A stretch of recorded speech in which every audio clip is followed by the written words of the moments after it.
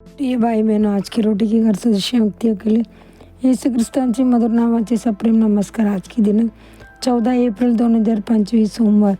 उच्च स्थानी सर्वशक्तिमान परमेश्वर माझी ताकद आगे तो माझे पाय हरणीसारखे करील आणि तो मला माझ्या उच्च स्थानी चालवेल। हा बघू तिसरा अध्याय 19वा वचन।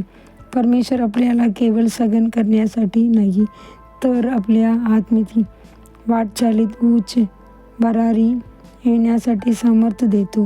तो आपल्याला स्वतः बरोबर उच्च आणि उन्नत स्थानी चालवू इच्छितो। तो आपल्याला स्वर्गातील सर्व आत्मिक आशीर्वादाने आशीर्वादित करतो। एफेसीस 1 अध्याय 3 वचन। तो आपल्याला स्वतः बरोबर स्वर्गीय स्थानावर बसवतो। एफेसीस 2 अध्याय 6 वचन। तो आपल्याला उच्च स्थानी चालवण्यास स्पर्धा करतो। हाबाकुक 3 अध्याय 19वा वचन। परमेश्वराने आपल्याला हरणीसारखे आत्मिक सामर्थ्य दिले आहे। हरीण निर्भयपणे गडद डोंगर चढतो कारण परमेश्वराने त्याला मजबूत आणि स्थिर पाय दिले आहेत। वाट कितीही खडतर वा उच्च असली तरी तो आत्मविश्वासाने उडी मारतो। परमेश्वर आपल्याला सांगतो, माझा पुत्र, माझा कन्ये, मी तुझे पाय हरणीसारखे मजबूत करीन। तू सुद्धा माझ्याबरोबर उच्च स्थानी चालशील। तू माझ्याबरोबर आत्मिक शिखरावर उच्च उभारशील आणि माझ्या तेजाचा अनुभव घेशील। काही लोक सपाट जागेवरही चालण्यात अडकलात।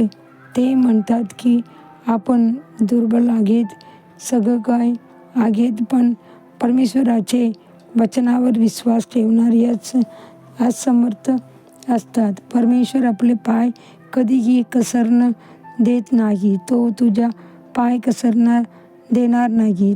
जो तुला राखतो तो झोपणार नाही।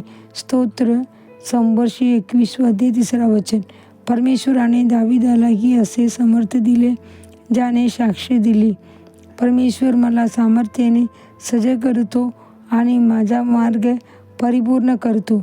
तो माझे पाय हरणीसारखे करतो आणि मला माझ्या उच्च स्थानी ठेवतो। तो माझ्या हातांना युद्ध करणे शिकवतो। माझे बाहू कसाऱ्याचे धनुष्य वाकवू शकतात। स्तोत्र 18 अध्याय 32 वचन ते 34 वचन। परमेश्वर आपल्याला कशा सामर्थ्य देतो? आपल्याला उच्च स्थानी उभे करतो आणि आपल्याला आत्मिक युद्धासाठी शिकवतो। उच्च विचार करा।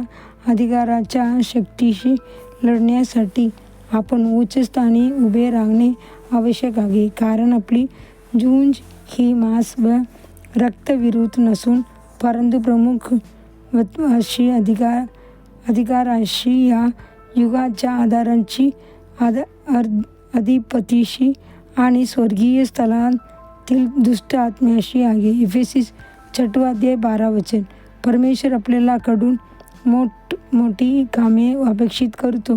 त्याच्यात सामर्थ्य घेत जा, त्याच्यावर विश्वास ठेवा आणि तो तुला प्रत्येक अडथळ्यावर मात करण्यासाठी सामर्थ्य देईल। आजच्या वचन वाक्य, परंतु प्रभू माझ्याजवळ उभा राहिला आणि मला सामर्थ्य दिला, ज्यामुळे माझ्याद्वारे पूर्णपणे सुरुवात सांगितले जावी आणि सर्व अन्य जातींना ऐकू यावी आणि मी सिंहाच्या डोळ्यातून सुटलो। आजचे बायबल वाचन सकाळी 1 सामुएल अध्याय 25 आणि 26, संध्याकाळी लूक 12 अध्याय 35 वचन 59 वचन। धन्यवाद।